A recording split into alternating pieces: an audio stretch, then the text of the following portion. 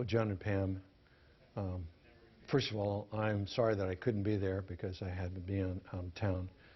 But I want to thank you for the grace and the dignity with which you handled this extremely difficult time.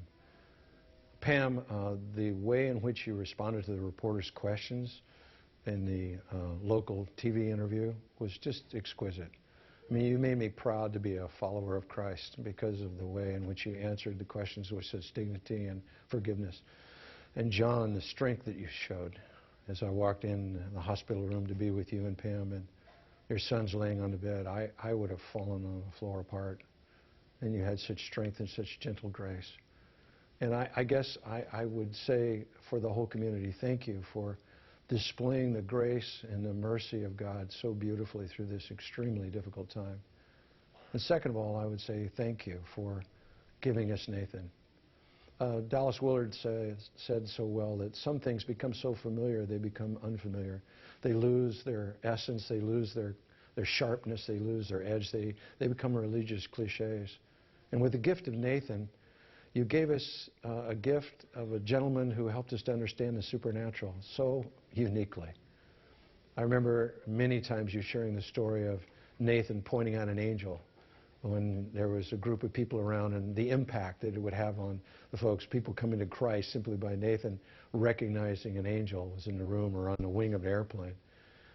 His simple perception and understanding of the supernatural brought us back to something that has become almost a cliche religiously and brought it back to new, fresh life.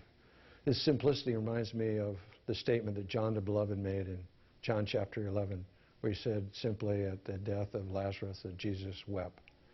The most powerful being in all the cosmos, the one who spoke and pulsars and quasars and galaxies came into existence. The one who knew how it was all going to come out still wept. It underlines the gift of grieving. There's going to be a process that all of us are going through now with the loss of Nathan, of grief. And grief is one of God's great gifts to us because we live in such a fallen world. This world is not the way God created it to be. Mankind's messed it up. And I think Nathan ran into the sin of mankind on an ongoing basis and his adventurous spirit running into all kinds of activities. But his honesty and his openness brought such a clarity of Christ to so many of us. Jesus said to Martha, he said, do you believe that I am the resurrection? And she said, yes, someday you will raise everyone at the final judgment. And then Jesus said, I'm the way, I'm the truth, I'm the life, I'm the resurrection and the life. In other words, will you trust me right now, in this day, in this moment?